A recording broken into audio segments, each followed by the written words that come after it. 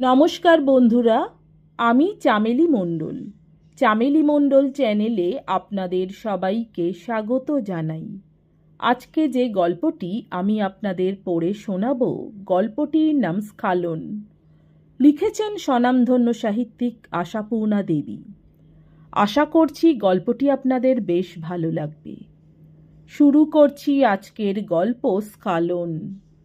ভ্রুকুটি লাঞ্ছিত মুখে শ্রীমতী এসে বিনা ভূমিকায় বলে উঠলেন, শুনেছ একবার ঠাকুরঝির মেজ জায়ের আদিক্ষেতার কথা? একেই তো অতর্কিত আক্রমণ, তার ওপর আবার ঠাকুরঝির মেজ জা। বুঝতে একটু দেরি লাগে, তারপরই খেয়াল হয় টুলুর মেজ ভাসুর। যে ভদ্রলোকের শ্রাদ্ধের নিমন্ত্রণ খেয়ে এলাম সেদিন, উল্লিখিত মেজ যা তাঁরই সদ্য বিধবা গৃহিণী।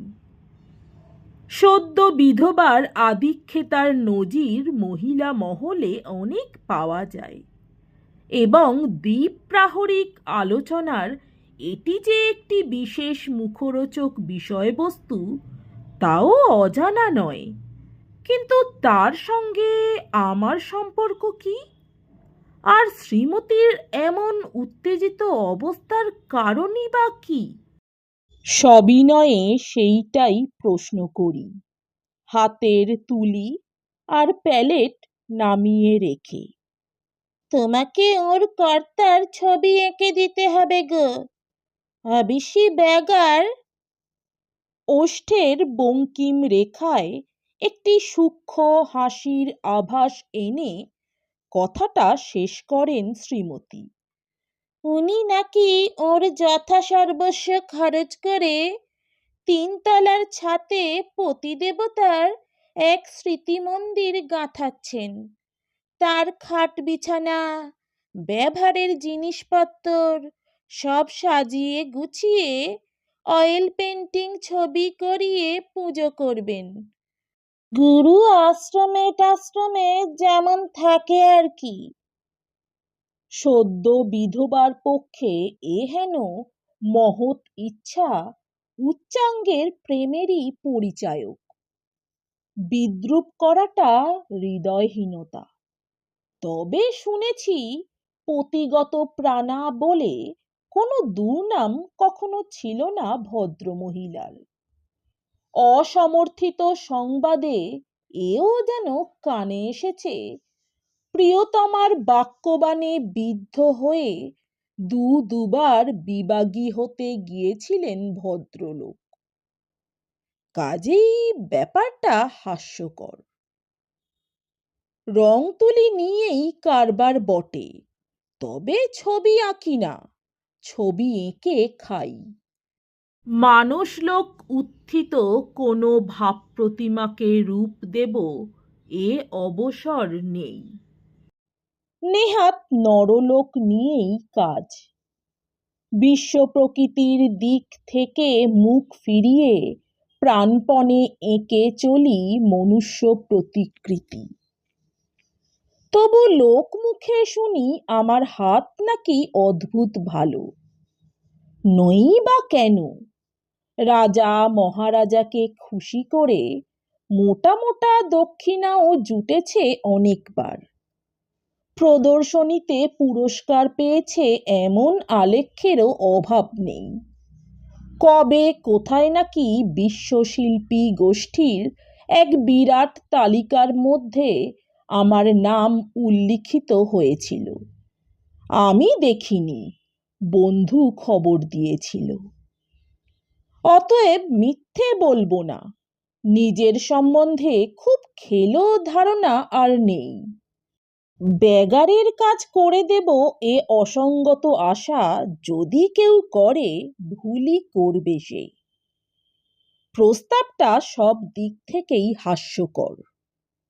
তাই গা এলানো ভঙ্গিতে বলি, কথাটা তুলছে কে? টুলু নাকি? ঠাকুরঝির আর খেয়ে দেয়ে কাজ নেই, তাই তুলতে যাবে। তিনি নিজেই খোসামত করছেন ঠাকুরঝিকে তোমায় বলবার জন্যে। চিরটা কাল লোকটাকে জ্বালিয়ে পুড়িয়ে এখন মরণের পর প্রতিভক্তি উথলে উঠেছে। সেই যে বলে না, জন্মে দিলে না ভাত কাপড়, মরলে করবে দান সাগর। এ ঠিক তাই। দুবেলা যাকে গালাগাল না দিয়ে জল খেতেন না, তার অয়েল পেন্টিং করিয়ে ফুল চন্দন দিয়ে পুজো করবেন, শুনলে বিষ ওঠে। বুঝলাম স্বাভাবিক নারী প্রকৃতি সম্মত অহেতুক ঈর্ষা ছাড়াও সহেতুক বিরক্তিও একটা আছে বলেই মেজাজ এত বিষ। কি জানি, যদি কথায় পড়ে আমি ব্যাগার খাটতে রাজি হয়ে পড়ি। একেই তো আমার এই কাজটাই তার দু চক্ষের বিষ। বান্ধবীদের বরেরা কেমন চাকরি বাকরি করা স্বাভাবিক জীব, আর তার ভাগ্যে এক কিম্ভূত। এ আফসোস তিনি আমার কান না বাঁচিয়েই করেন। তবু এছাড়া যখন উপার্জনের আর কোনো উপায় আমার জানা নেই, কি আর করবেন? তাই বলে অর্থহীন খাটুনি? বুঝতে পেরে হেসে বলি, আহা, ভদ্রমহিলা হয়তো এখন অনুতাপানলে দগ্ধ হয়েই, তা ফটো এনলার্জ করিয়ে নিলেই তো পারেন। বাঙালি জীবনের যা শেষ পুরস্কার, মৃত্যুর পরে গ্রুপ ফটো থেকে খুঁজে বার করা একখানি ঘষা মুখের ঝাপসা এনলার্জমেন্ট। হ্যাঁ হ্যাঁ, তবে আর শুনছ কি? অলৌকিক একটি মুখভঙ্গির সঙ্গে প্রিয়তমা কথাটা প্রাঞ্জল করেন। 60 বছর বয়স হয়েছিল লোকটার, কোনোখানে এক ছিটে ফটো নেই। শুনে আমি অবাক। তবে আমি বা কি করতাম? রং তুলি ক্যানভাস নিয়ে সেইখানে গিয়ে এঁকে আনবার অনুরোধ নাকি? সেই প্রশ্ন করতে যাচ্ছি, শ্রীমতী আগেই উত্তর দেন। মানে অব্যক্ত কথার আনুমানিক উত্তর দেওয়ার অভ্যাস আছে বলেই পারেন। আবদার কি জানো? তুমি তো বুড়োকে দেখেছ অনেকবার, কাজেই ভেবে চিনতে খাড়া করতে পারবে একটা। সাধে বলছি আদিক্ষেতা।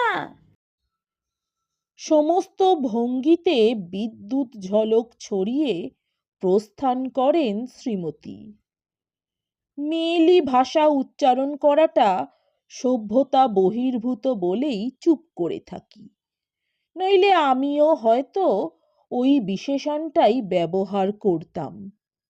কিন্তু চুপ করে থাকতে থাকতে হঠাৎ কেমন অন্যমনস্ক হয়ে পড়ি। উল্লিখিত ভদ্রমহিলার বিসদৃশ আচরণের সঙ্গে সাদৃশ্য আছে এমন কোনো একটা ছবি হঠাৎ মনের সামনে ভেসে ওঠে।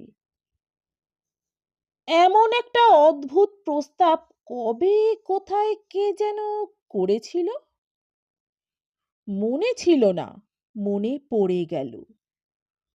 বাতাসে পাতা উল্টে পুস্তকের প্রথম অধ্যায়ে ফিরে যাওয়ার মতো ফিরে যাই শিল্প সাধনার প্রথম অধ্যায়ে। ম্যাট্রিক পরীক্ষা দিয়েছি। ওপরওয়ালাদের একান্ত ইচ্ছে পড়ে শুনে উকিল হব, আর আমি বোধ করি নিতান্তই জন্মগত প্রেরণায় অঙ্কন বিদ্যা বিশারদ হবার আশায় আর্ট স্কুলে ভর্তি হবার জন্যে তাদের কাছে দরবার করছি। নানা যুক্তিতর্কের দরাদরিতে বাঁধা আঁটোসাঁটো যুক্তিটা নিয়ে ছবি আঁকব, এ শখ আশৈশবের। ছবি এঁকে খাবো এমন নিষ্করুণ কল্পনা ছিল না।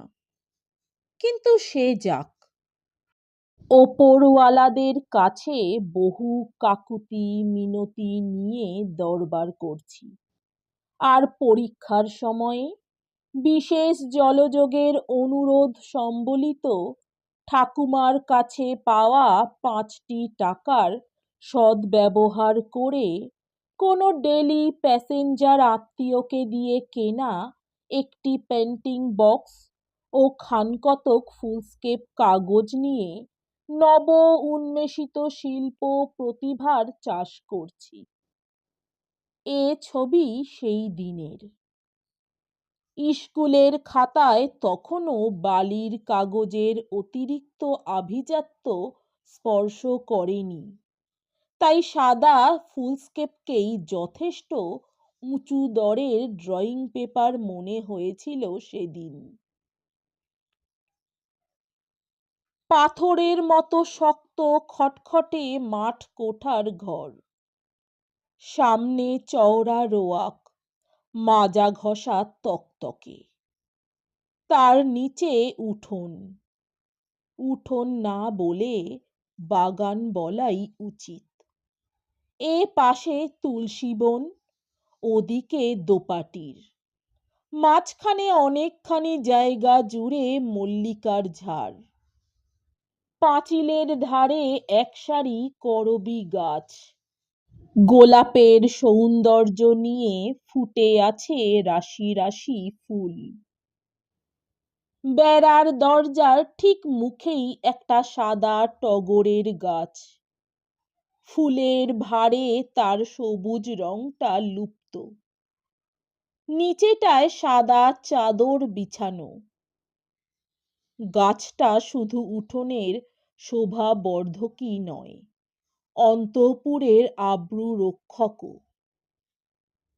তিথিটা বোধ করি বৈশাখী পূর্ণিমা। চঞ্চল বৈশাখী বাতাসে পরিবেশটা কেমন আবেগমুদির। অবশ্য রঙ্গমঞ্চে যে দুটি অভিনেতাকে দেখা যাচ্ছে, তাদের জন্যে এতটা কাব্যিক পটভূমিকার প্রয়োজন ছিল না। তবে ছবিটা কল্পনার নয়, ঘটনার বলেই যথাযথ বর্ণনার। তকতকে রোয়াকে ভারী কাঁঠাল কাঠের পিঁড়ি পেতে বসে একটি কিশোর বালক ফলারে ব্যস্ত। সদ্য উপবীতধারী নতুন বামুন এসেছে প্রথম ব্রাহ্মণ ভোজনের নিমন্ত্রণে।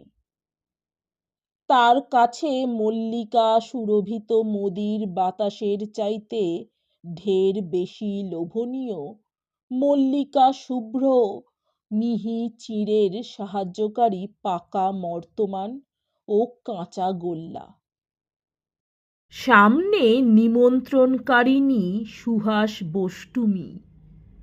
বষ্টুমীর বয়স অনেক হয়েছে, তবে একদা যে রূপসী ছিল তা দেখলেই বোঝা যায়।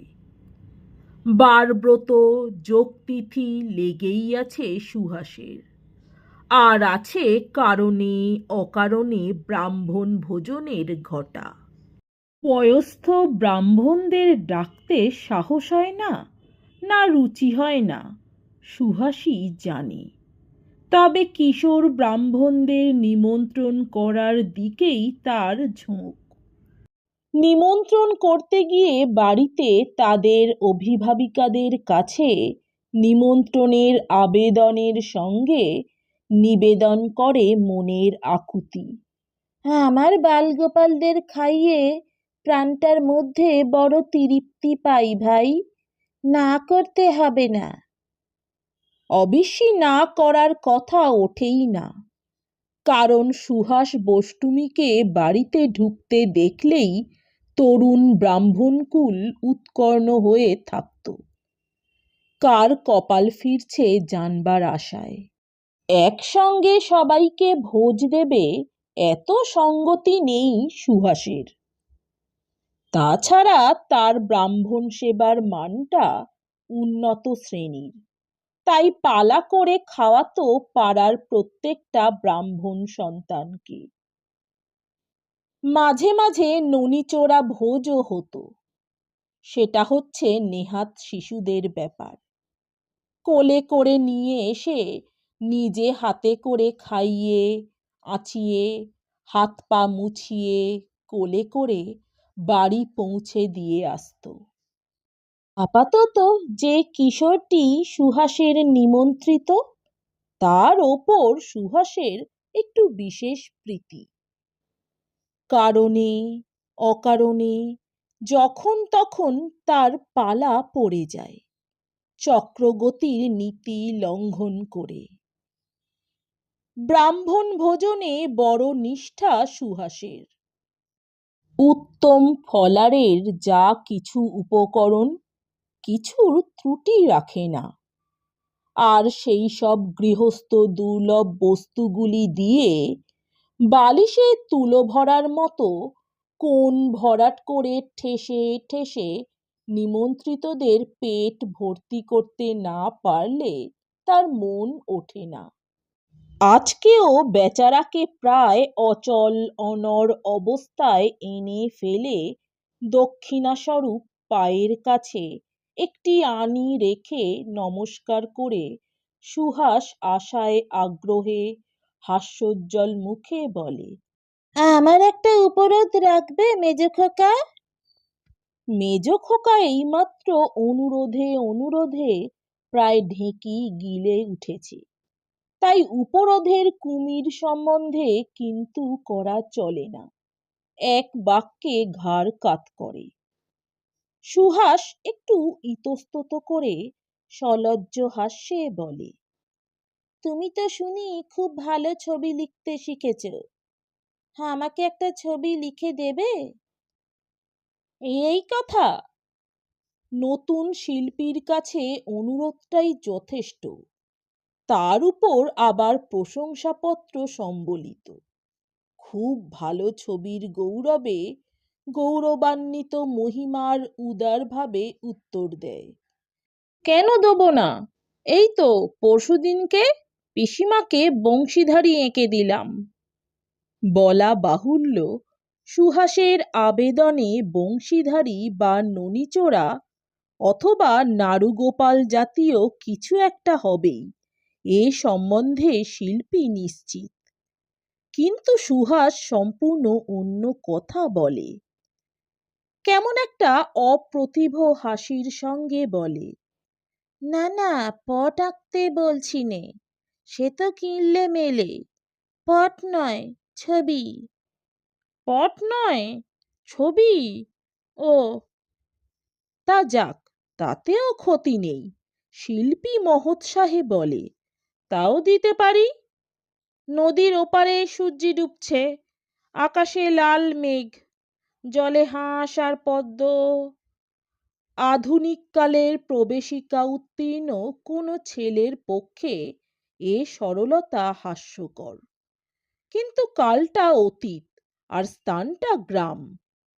না না, ওরকম ছবি নয়। সুহাস কেমন যেন আনমনা ভাবে বলে, কিন্তু সে কি তুমি পারবে? সে বয়সে শক্তি সম্বন্ধে সন্দেহ প্রকাশটা বিশেষ মর্মান্তিক ভাই। কিশোর বালক সজোরে প্রতিবাদে বলে, কেন পারবো না? যা বলবে তাই এঁকে দিতে পারি, বলো না। মানুষের ছবি লিখতে পারো? মানুষের ছবি? হায় পোড়া কপাল, এর জন্যে আবার এত ভূমিকা? মানুষের ছবিতেই তো তার খাতা ভর্তি। অতএব অবজ্ঞা হাস্যে উত্তর হয়, কত চাও? তুমি একটু স্থির হয়ে বসো না, এক্ষুনি এঁকে দিচ্ছি তোমাকে। চাটুজ্জে জ্যাঠার ছবি এঁকেছি, দেখো তুমি। পিসি বলেছে অবিকল হয়েছে। সুহাসের প্রৌঢ় মুখে যেন কৈশোরের ছোঁয়াচ। বিস্ময় আনন্দ আর আগ্রহ ব্যাকুল কণ্ঠে বলে, পারবে বাবা? মানিক আমার, তোমার কাগজপত্র রং টং যা লাগে আমি পয়সা দেব। অনুকূলকে দে উ শহর থেকে আনা করিয়ে নিও। ওহ ঈশ্বর, এরপরে তো আর অর্ডার নেওয়া সম্বন্ধে কোনো প্রশ্নই উঠতে পারে না। তবু আত্মসম্মান বজায় রাখার খাতিরে উদাসীন গাম্ভীর্যে বলতে হয়, সেসব আমার আছে, ফুরোলে তখন দেখা যাবে। কিরকম আঁকবো বলো, ছোট ছেলে, বুড়ো ভিখিরি, সন্ন্যাসী? সুহাসের মুখ আবার ম্লান দেখায়। ওসব কিছু নয় বাবা, থাকগে, সে তুমি পারবে না বোধহয়। আহ, কি মুশকিল, পারবো না মানে? বলেই দেখো না ছাই। কি ইচ্ছে তোমার, নিজের ছবি করাতে যাও? হঠাৎ বৈষ্ণবী অদ্ভুত একটা কথা বলে বসে। আমার নয়, আমার বরের। সুহাস বৈষ্ণবীর বর? এতক্ষণে সবটাই ঠাট্টা মনে করে বালক রেগে ওঠে। ধ্যাত, সব বাজে, চালাকি হচ্ছে আমার সঙ্গে। তোমার আবার বর কাঁচকলা? না মানিক আমার, চালাকি নয়, সত্যি বলছি। আমার গোপালের দিব্যি। বলো, কাউকে জানতে দেবে না, কাউকে বলবে না, বর আমার আছে। এই অপূর্ব আবেদনে রোমাঞ্চ লাগে, শিল্পী মনে লাগে পুলকের ছোঁয়াচ।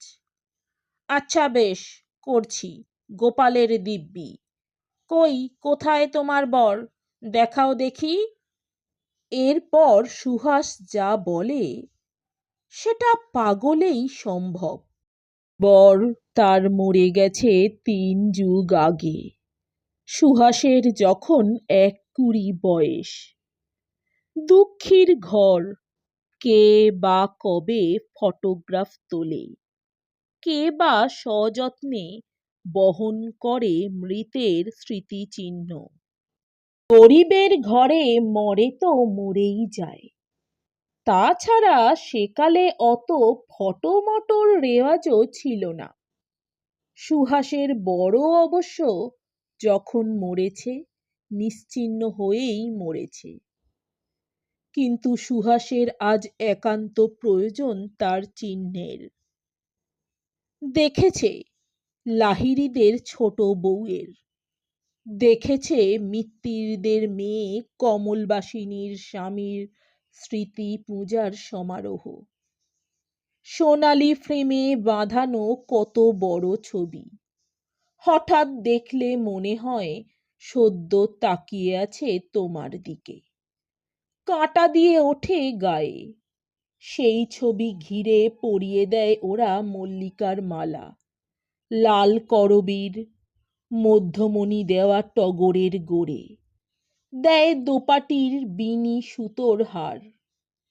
সুহাসের উঠোনটাই ওদের মার্কেট। হয়তো সুহাসেরই নিকোনো তকতকে দাওয়ায় বসে গেঁথে নিয়ে যায় সে মালা। সুহাস সাহায্য করে ফুলের বোঁটা কেটে দিয়ে, কুড়িয়ে রাখে সাজি ভর্তি করে। আর সমস্ত প্রাণটা হাহাকার করে তার এমনি এক ধ্যানের দেবতার জন্যে। পট নয়, ছবি চাই তার, কমলবাসিনীর স্বামীর ছবির মতো ছবি, যার চোখের দিকে চাইলে মনে হয় জ্যান্ত, তাকিয়ে থাকতে থাকতে গায়ে কাঁটা দিয়ে ওঠে। অষ্টধাতুর গোপালের সেবায় আর মন ভরে না। মনের এই হাহাকারকে অপরাধ বলে গণ্য করেছে সুহাস। গোপালের সেবায় আরো বেশি করে নিযুক্ত করতে চেয়েছে নিজেকে, কিন্তু কিছুতেই মন বসে না। গোপাল দূরে সরে যায়। মনকে অধিকার করে ফুলের মালা পরানো একখানা জলজ্যান্ত ছবি, যার দিকে তাকিয়ে থাকতে থাকতে মনে হয় কথা কয়ে উঠবে। অবশ্যই এমন করে গুছিয়ে বলবার ক্ষমতা বৈষ্ণবীর ছিল না, বোঝবার বুদ্ধিও ছিল না গ্রাম্য কিশোরের। বোধটা পরবর্তীকালের।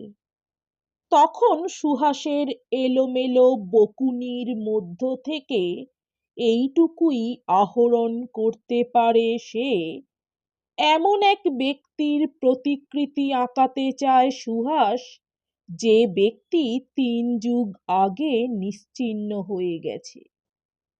ভরসা শুধু সুহাসের স্মৃতি। তার বর্ণনার ওপর নির্ভর করে একটু একটু করে আঁকতে হবে। সুহাস বিচার করবে ঠিক হচ্ছে কিনা।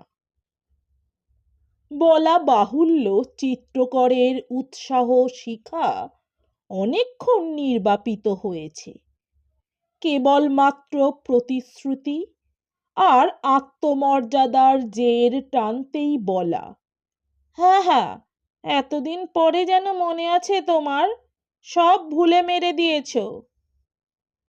সুহাস ম্লান হেসে বলে, তাই হয়তো গিয়েছিলাম মানিক, কিন্তু জানি না ভগবান কি ছলনা করতে খালি চোখের সামনে এনে দাঁড় করাচ্ছেন সেই মুক্তি।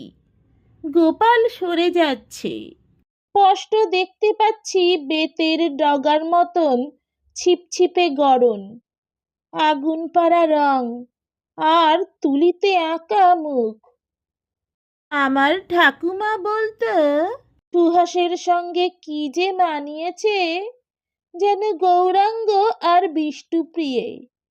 সে আমি তোমাকে ঠিক বুঝিয়ে দেব মেজ খোকা। তুমি শুধু তোমার চিত্তির করার জিনিসগুলো নিয়ে চুপি চুপি আসবে এখানে, কেউ যেন টের পায় না। এই নাও 2 টাকা ধরো, কাগজ, উড পেন্সিল, যা যা লাগে অনুকূলকে বলে দেবে। 2 টাকা! লোভ সম্বরণ করা দুরূহ। পেন্সিল, রবার, ছুরি, সব সমস্যার সমাধান হয়। অতএব অর্ডার নেওয়া হয়েই গেল। তাছাড়া বয়সটা আত্মবিশ্বাসের, আত্মশ্লাঘার গৌরব নষ্ট হওয়ার লজ্জাও কম নয়, এবং অসাধ্য সাধন চেষ্টার ক্ষীণ একটু মোহও আছে। প্রত্যহ বৈশাখ দুপুরের প্রচণ্ড রোদে কাণ্ডজ্ঞানহীন শিল্পী তার রাজকীয় সরঞ্জামগুলি সম্বল করে চুপি চুপি এসে হাজির হয় বৈষ্ণবীর ঘরে। তবে ঐশ্বর্যটা কিছু বেড়েছে। ডেলি প্যাসেঞ্জার অনুকূলকে দিয়ে আনানো হয়েছে রবার, পেন্সিল, ছুরি, দিস্তে 2 কাগজ। প্রতিদিন চলে পেন্সিল স্কেচের মহড়া, শেষ হলে হবে রঙের আমদানি। হয় কাগজের শ্রাদ্ধ, চলে মুহুর্মুহু পেন্সিল কাটার ধুম। কিন্তু হায়, কোথায় সুহাসের ধ্যানের দেবতা, কোথায় বিষ্ণুপ্রিয়ার গৌরাঙ্গ? এখন আর অস্বীকার করবার কারণ নেই। কাল্পনিক সেই গৌরাঙ্গ অবতারের মুখাকৃতির সঙ্গে শিম্পাঞ্জির মুখের আদল যতটা ধরা পড়ত, ততটা মানুষের নয়। শিল্পী ক্রমশই দমে যায়। বংশীধারী আঁকার বালাই নেই। মাটির পুতুলটাকে মডেল করে যে অপূর্ব সৃষ্টি সম্ভব, পিসিমা তাতেই পরম খুশি। চাটুজ্জে জ্যাঠার লম্বা দাড়িটা আঁকতে পারলেই হয়ে গেল। ছবি দেখে কপি করাও একরকম, কিন্তু এ কি? ক্রমশ ছেলে মানুষটাও বুঝতে পারে এ নিছক পাগলামি, আর কিছু নয়। হঠাৎ মাথা ফাতাই খারাপ হয়ে গেছে সুহাসের। কিন্তু সুহাসের উৎসাহে ভাঁটা পড়ে না। সে ক্রমাগতই প্রেরণা যোগায়, বাক্যে তো বটেই, কার্যেও। উৎসাহের প্রাবল্যে নিজেই ধরতে যায় পেন্সিলটা। ডিরেকশন যে মুখের ছাঁচটা এঁকে নাও আগে, লম্বা পাড়া। রোজই ফেরার সময় ছেঁড়া কাগজের দলাগুলো কুড়িয়ে জড়ো করতে করতে বলে, কাল আসবে তো সোনা? একদিনে কি হয়? ছেলে মানুষ, লিখতে লিখতেই হবে। বাড়িতে কেউ জানতে পারেনি তো? লক্ষ্মী বাবা আমার, বলনি কাউকে? লোকে হাসবে।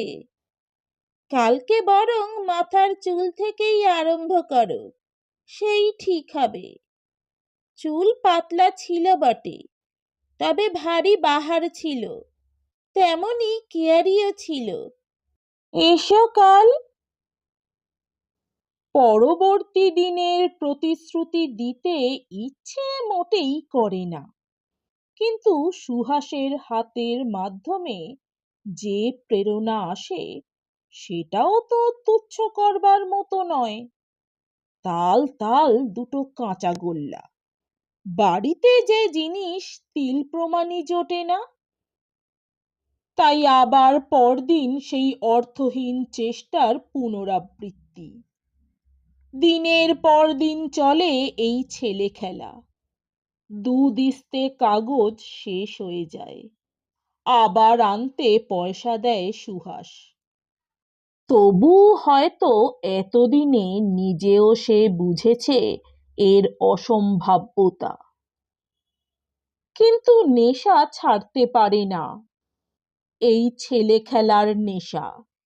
ভোরে ঘুম ভাঙার সময় থেকে প্রতীক্ষা করে প্রচণ্ড দুপুরের এই মনোরম সময়টুকুর জন্য। হয়তো শুধুই ছেলে খেলা নয়, এই ওর স্বামী পূজা। কমলবাসিনীর মতো, লাহিড়ীদের ছোট বউয়ের মতো সাধারণ নিয়মে না হোক, নতুন পদ্ধতিতে। কিন্তু নতুনত্বের নেশাও তো কম নয়। কিন্তু এ খেলায় বালক সঙ্গীর প্রাণান্ত। তবু প্রতিদিনই সে এসে যথাসময়ে হাজির হয়। তা শুধুই কাঁচা গোল্লার আকর্ষণ বললে বেচারার ওপর অবিচার করা হয়। সুহাসের ওপর মমতাও একটা ছিল বই কি। আহা বেচারা, একখানা ছবির অভাবে স্বামীর ধ্যান করতে পারছে না। কিন্তু লুকোচুরির খেলা কতদিন টেকে? ধরা পড়তে হলো।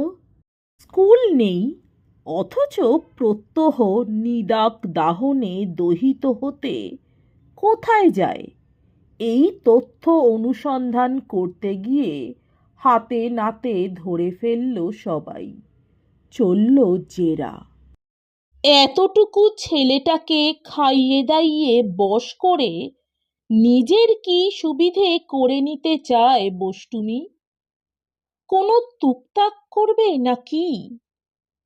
ঠাকুমা ঠাট্টা করে বলেন, কি দাদা, কোনো ছুকরি বষ্টুমির লোভ দেখাচ্ছে না তো?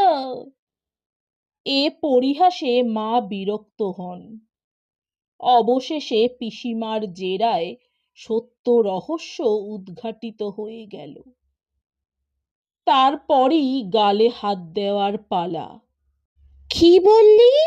ওর বরের ছবি আঁকতে যাস? বরটি আবার এলো কোথা থেকে? বরের ছবি না হাতি? ভারী বিজ্ঞ মাতব্বর পটো পেয়েছেন, তাই সে ওর মরে ভূত হয়ে যাওয়া বরকে কবর খুঁড়ে তুলে এনে আঁকবে। একজন সুরসিকা এমন কথাও বলতে ছাড়লেন না। বরের সংখ্যা তো ওর সীমাবদ্ধ নয়, এটি কোন পক্ষের? কথাগুলোর তাৎপর্য বোঝবার ক্ষমতা তখন ছিল না, থাকা সম্ভব নয়। শুধু আবছাভাবে একটা ধারণার সৃষ্টি হলো, বষ্টুমি খারাপ মেয়ে মানুষ, ওর বাড়িতে 24 ঘন্টা যাওয়া আসাটা গর্হিত। ছবি আঁকাটা ওর ছলমাত্র। সুন্দর টুকটুকে ছেলেটিকে বশ করে নেবার বাসনাতেই এত ফন্দি ফিকির। অতঃপর সুহাসের বাড়ি যাওয়ার নিষেধ করে একটা দিব্যি দেওয়া হলো তাকে। ওসব মানুষের বাড়ির চৌকাঠ ডিঙোনোও নাকি পাপ। এই আদেশের টানায় সুহাস সম্বন্ধে যা সমালোচনা চলতে থাকলো সেটা আর যাই হোক শ্রুতিমধুর নয়। সেই আসরে সাব্যস্ত হয়ে গেল সুহাস বোষ্টুমির মতো নীচ চরিত্রের স্ত্রীলোক আর এ অঞ্চলে নেই। ওরকম প্রকৃতির মেয়ে মানুষ পাড়ায় থাকলে পাড়া নষ্ট। চাল কেটে বাঁশ উঠিয়ে দেওয়াই উচিত। ওর বাড়িতে আর কোনো ছেলেপুলেকে খেতে পাঠানো হবে না। বামুন খাওয়ানোটা নাকি ছলমাত্র। ছোট ছোট ছেলেগুলোকে বাড়ি নিয়ে যাবার জন্য কোনো গূঢ় কারণ আছে। হয়তো ডাইনি জনচিত কোনো ক্রিয়াকলাপ, তা নইলে সদ্য পৈতে হওয়া ছেলেগুলোর ওপরই বা অত ঝোঁক কেন? এতদিন সুহাসের বাড়ির ফলারে দোষ ছিল না, আর আজ তার বাড়ির ছায়াতেও দোষ। কেন এমন নির্লজ্জ বিচার? কোন কুৎসিত ইতর সন্দেহে এহেন নিষেধ বাণী? সে কথা বেচারা কিশোর শিল্পীর হৃদয়ঙ্গম হল না। শুধু তুকতাক, গুণবশীকরণ, মতলব, বদমাইশি ইত্যাদি শুনতে শুনতে প্রতিদিনের মিষ্টান্নের ডেলা তার বুকের মাঝখানে পাথর হয়ে চেপে রইল। না জানি কি অনিষ্ট ঘটে তার। তারপর বহুদিন আর সত্যি সুহাসের চৌকাঠ ডিঙোনো হলো না। ভয়ে না হোক, লজ্জাতেও বটে। এমনকি ওর পথটাকেও সযত্নে পরিহার করে চলতে হলো। কি জানি, যদি চোখাচোখি হয়ে যায়, যদি দেখা হলেই সে তার সদা হাস্য মুখে অভ্যর্থনা জানিয়ে ডাক দেয়, এই যে মেজো খোকা, এসেছো মানিক? এসো বাবা, আজ গোকুল পিঠে করে রেখেছি তোমার লেগে। দেখা হলো বহু আরাধ্য আর্ট স্কুলে ভর্তি হবার পর, প্রথম পুজোর ছুটিতে বাড়ি গিয়ে। বাড়ি যাওয়ার পরদিন নানা কথার মধ্যে মা আমাকে বললেন, শুনেছিস সুহাস বোষ্টমী একেবারে পাগল হয়ে গেছে। দেখে নাকি আর সবসময় মানুষ চিনতেও পারে না। আহা, কি মানুষটার কি পরিণতি! পাপের ফল আর কি! জন্ম পাপ করলি, এখন কি আর দুদিন উপোস কাবাস করে আর দুটো বামুন খাইয়ে সব দোষ খণ্ডে যাবে? জানি না বাবা, তবে শুনলাম নাকি তোর বন্ধু বান্ধবদের সঙ্গে দেখা হলেই মেজো খোকা মেজো খোকা করে। তা তোকে সত্যি বড় ভালোবাসতো বুড়ি। তবে দেখিস বাপু, যাসটাস যদি যেন খাসনে কিছু, পাগলের ছোঁয়া খেতে নেই। 6 মাস কলকাতার জল খেয়ে বুদ্ধিতে অনেক পাক ধরেছিল। বুঝলাম আমি একবার সুহাসকে দেখা দিই, এই ইচ্ছে মার। সেদিনের অত দিব্যি দিলেশা বারণ টারণের পর কিছু আর স্পষ্ট অনুরোধ করা চলে না, তাই পাকে প্রকারে ওই নির্দেশ। বুঝলাম কেবলমাত্র পাগলিনীর ওপর সকরুণ মমতাই নয়, এও এক প্রকার প্রায়শ্চিত্ত। ক্ষণিক সন্দেহের দুর্দান্ত ক্রোধে একদিন যে অবিচার করা হয়েছিল তার ওপর, এ তারই প্রতিক্রিয়া। গেলাম একদিন। উন্মত্ত পাগল নয়, ভ্রংশ বুদ্ধি মস্তিষ্কের স্তিমিত মূর্তি, জ্বলন্ত আগুনের নিভে যাওয়া অঙ্গারখানা। আমাকে দেখেই বুড়োর মতো চোখ কুঁচকে বলে উঠল, কে মেজো খোকা না? কলকাতা থেকে এসেছো সোনা? দেখে বড় ভালো লাগলো। তাই এইবার তো ভালো ছবি নিকতে শিখেছ। আমাকে একখানা নিকে দেবে তো বাবা? এই দেখো, অনুকূলকে দিয়ে কত কি আনিয়েছি, রং, কাগজ, উড পেন্সিল। বলে কিন্তু ওঠে না, যেমন বসেছিল তেমনই বসেই থাকে চুপচাপ। বসে বসে বিড়বিড় করে কি বলে। মিথ্যা বলবো না, সেদিন সুহাসের অবস্থা দেখে যে ধাক্কা খেয়েছিলাম, এখন ভগবানের অতি বড় নিষ্ঠুরতার পরিচয় পেয়েও তেমন খাই না। নিতান্ত দুঃখেই মনে হয়েছিল ভগবান আছেন না কচু পোড়া। চিরকাল গোপাল পুজো করে এই ফল সুহাসের। পাপের ফল বলে গণ্য করতে পারিনি। পরে বড় হয়ে অনেক তথ্য জেনে, অনেক থিওরি শিখে বুঝেছিলাম পাপেরই ফল। যে দুর্দান্ত বিষ মস্তিষ্কের কোটরে সঞ্চিত হতে হতে মানুষকে করে ফেলে জড় পক্ষাঘাতগ্রস্ত পাগল। সে বিষ সংগ্রহ করেছিল সুহাস অতীত যৌবনের কাণ্ডজ্ঞানহীন দিনে। তাই বার্ধক্যের সীমায় এসে পাগলামির প্রথম স্তরে সে খুঁজে বেড়াচ্ছিল ধ্যানের দেবতাকে। সেই দেবতাকে আঁকড়ে ধরে ফিরিয়ে আনতে চেয়েছিল হারানো জীবনের পবিত্রতাকে। ভদ্র গৃহস্থ ঘরের মেয়ে কমলবাসিনী তার আদর্শ নয়, ঈর্ষার বস্তু। হয়তো এমনই হয়। প্রকৃতি যখন জীবনের প্রতিটি ক্ষেত্রে, প্রত্যেকটি অবহেলায়, প্রত্যেকটি অপচয়ের প্রতিশোধ নিতে বসে, তখন মাথা কোটাকুটির আর অন্ত থাকে না মানুষের। সে আক্ষেপকে লোকে বলে বাতিক, বলে পাগলামি, বলে আদিক্ষেতা। তুলনা করাটা দোষের, তবু অস্বীকার করে লাভ নেই। সুহাসের সঙ্গে টুলুর মেজজায়ের জীবনের ট্র্যাজেডির জাত এক। তাই পাগলামির ধরনটাও দুজনের একই রকম।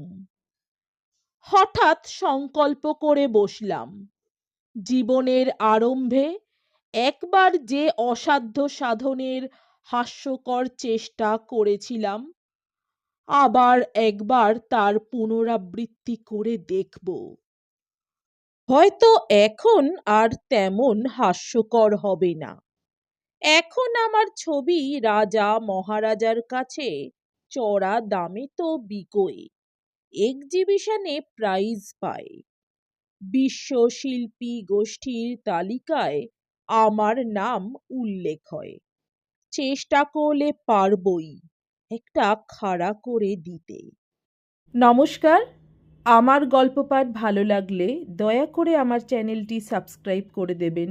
লাইক, কমেন্ট, শেয়ার করতে ভুলবেন না। অনেক ধন্যবাদ।